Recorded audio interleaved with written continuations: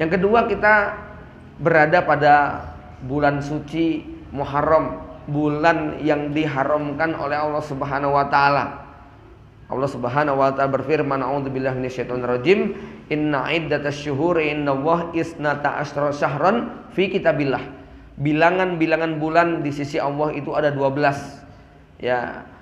Yauma khalaqas samawati wal ard, yaitu ditetapkan oleh Allah pada hari diciptakannya langit dan bumi. Minha arba'atun hurum. Bulan haram oleh Allah Subhanahu wa taala ditetapkan sebagai salah satu yang diistimewakan, disebut dengan bulan haram. Bulan Muharram ini disebut dengan bulan haram. 3-nya bersambung, 1-nya terpisah.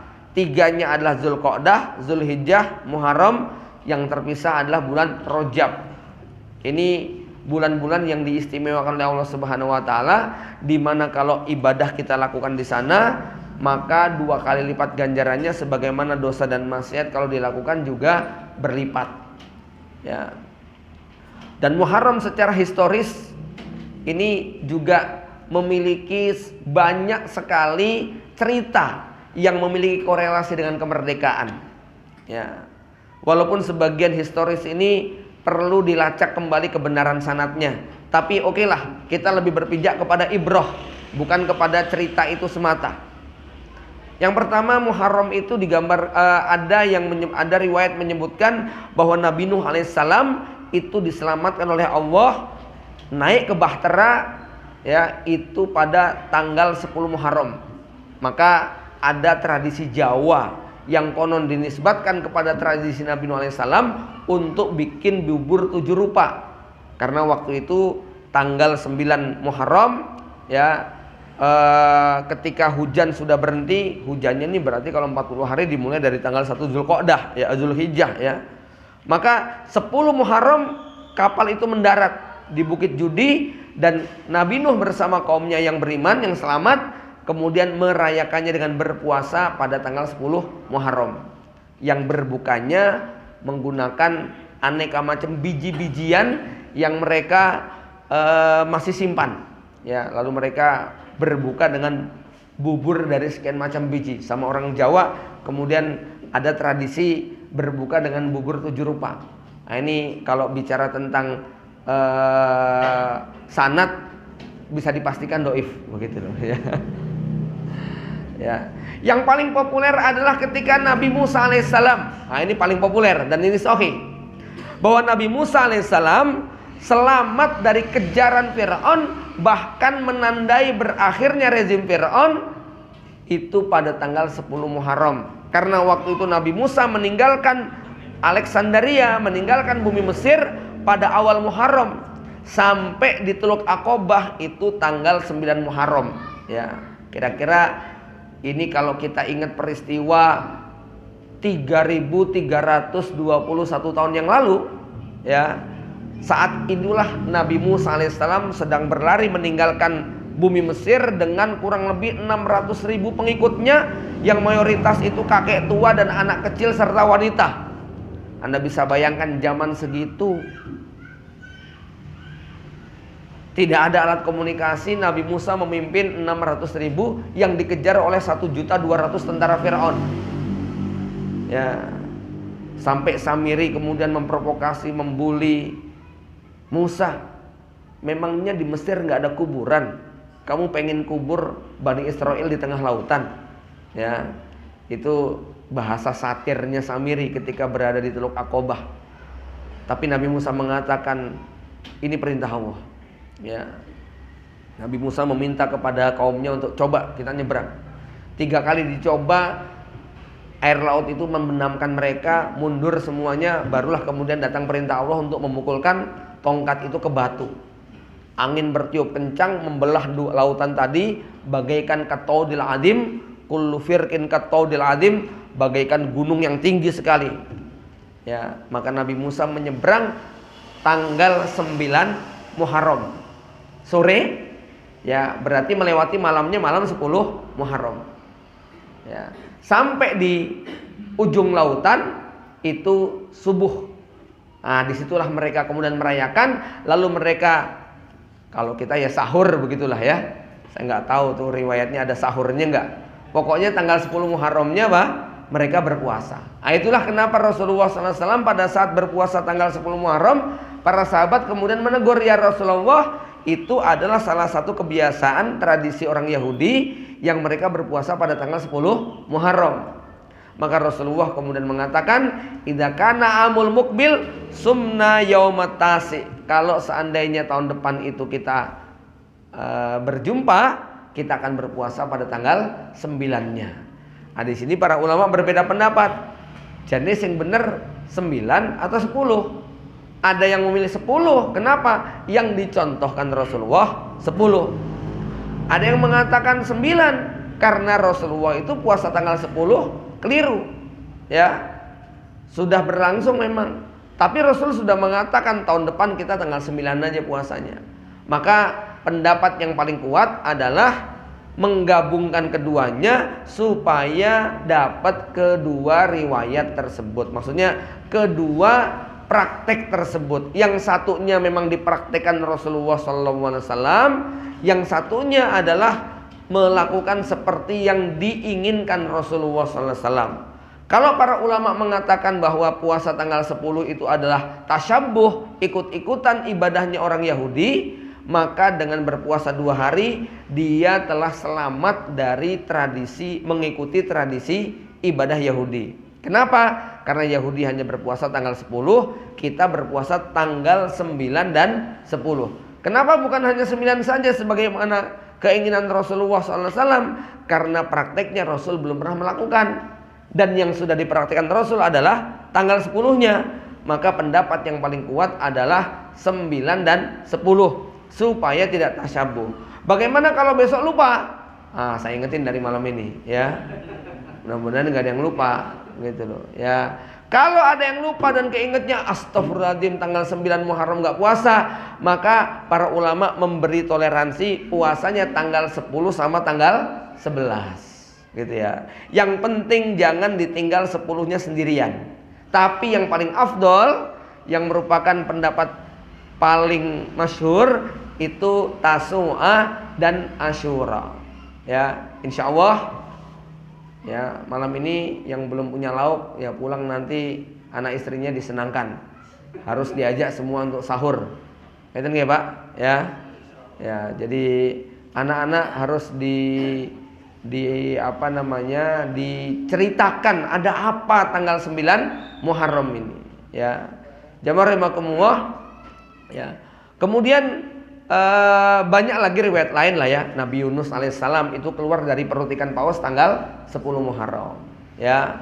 Nabi Ayub matanya kembali bisa melihat itu juga pada tanggal 10 Muharram. Ya. Tapi sekali lagi riwayat-riwayat ini perlu kita lacak ya. Ya. Saya hanya ingin memberikan sebuah gambaran betapa tanggal 9, 10 Muharram atau bulan Muharram secara umum memang secara historis memiliki cerita-cerita yang menarik. Ya. Jamaah yang dirahmati Allah Subhanahu wa taala, termasuk Muharram adalah dipilih sebagai bulan awal tahun baru Hijrah. Ya. Kenapa? Ya ini panjang sejarahnya. Seingat saya setahun yang lalu sudah pernah saya angkat, ya. Secara ringkas bahwa berangkat dari kisah Abu Musa al-Asy'ari yang ketika kedatangan surat dari Umar ibn Khattab, Abu Musa al-Asy'ari itu bingung, tertulis bulan Sya'ban. Abu Musa al-Asy'ari mengatakan laqad ja'ana kitabun min amiril mu'minin ya bitarhi Sya'ban fala nadri ahadza Sya'banul ladzi madi am nahnu ladzi fihi, ya, au kama qala. Telah datang surat kepada kami dari Amirul Mukminin yang tertulis adalah bulan Sya'ban, tapi kami nggak ngerti ini Sya'ban tahun lalu atau tahun sekarang, sehingga kami nggak ngerti ini surat mau diapain, sudah pernah dilaksanakan atau belum. Maka ketika surat itu datang, Umar bin Khattab kemudian segera mengumpulkan sahabat, termasuk memanggil Abu Musa al-Asy'ari untuk kemudian merapatkan, ya, umat Islam harus punya kalender. Maka di antara sekian usul ada yang ingin memulai dari hari kelahiran Nabi. Oh berarti kayak Masehi. Ada yang ingin dari mulai hari pernikahan Nabi. kok terlalu individu banget. Ya, ada yang ingin dari hari kenabian ketika Nabi mendapat wahyu. Para sahabat merasa bahwa itu awal kemunculan Islam yang masih lemah. Ya, sampai akhirnya kemudian Ali bin Abi Thalib mengusulkan peristiwa hijrah. Maka Umar bin Khattab kemudian mengatakan al-hijratu tufarriqu bainal haq wal batil. Maka ya Umar bin Khattab menetapkan bahwa tahun baru Islam dimulai dari hijrahnya Rasulullah SAW. Sehingga saat itu kalau Umar bin Khattab berkuasa berarti kurang lebih pada tahun 13 Hijriah. Nah, cuman kejadiannya dengan rembukan ini belum saya ketahui itu terjadi pada tahun berapa Umar bin Khattab merapatkan. Nah, setelah itu kemudian mereka rembukan. Nah, tahunnya sudah cocok. Sekarang bulannya, ya, yang paling tepat bulan apa? Ada sahabat yang usul Ramadan, kan bulan suci, begitu kan? Ya, ada yang mengusulkan yang lain. Akhirnya kemudian para sahabat yaitu Ali bin Abi Thalib dan Utsman bin Affan mengusulkan bagaimana kalau Muharram. Ya. Kenapa tidak bulan Safar? Bukankah Rasulullah hijrahnya pada bulan Safar? Ya, betul. Walaupun Rasulullah itu hijrahnya pada bulan Safar, tetapi niat untuk hijrah sudah dimulai oleh Rasulullah SAW pada bulan Muharram. Baru kelakon pada bulan Safar. Hijrahnya Rasulullah dan para sahabat itu sudah diniatkan dari bulan Muharram. Kenapa? Karena bulan Zulhijjah sebelumnya mereka berbaiat kepada Rasulullah SAW sampai kemudian datangnya perintah wahyu. Ya, nah, apalagi dikaitkan dengan yas'alunaka 'anil akhillah qul hiya mawaqitu lin-nasi wal hajj. Ya, maka ayat ini memberi isyarat bahwa bulan Muharram itu adalah awal tahun. Dari mana mengetahuinya? Karena bulan Zulhijjah itu adalah hari di mana mereka melaksanakan ibadah haji, ya. Maka hilal pada bulan Muharram adalah hilal pertama yang dilihat oleh para jamaah haji ketika mereka pulang ke kampung halamannya masing-masing. Maka mereka kemudian menetapkan Muharram sebagai awal tahun baru Hijriyah. Jamaah yang dirahmati Allah, berbicara tentang bagaimana dahsyatnya peristiwa hijrah, maka dari berbagai aspek kehidupan manusia Rasulullah SAW menunjukkan betapa terjadi perubahan yang sangat signifikan before and after hijrah.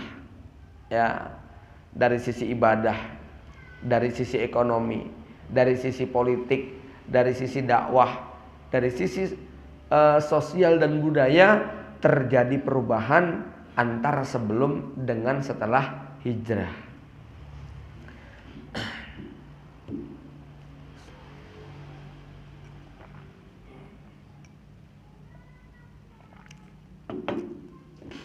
Secara ringkas bisa kita paparkan pada poin berikut.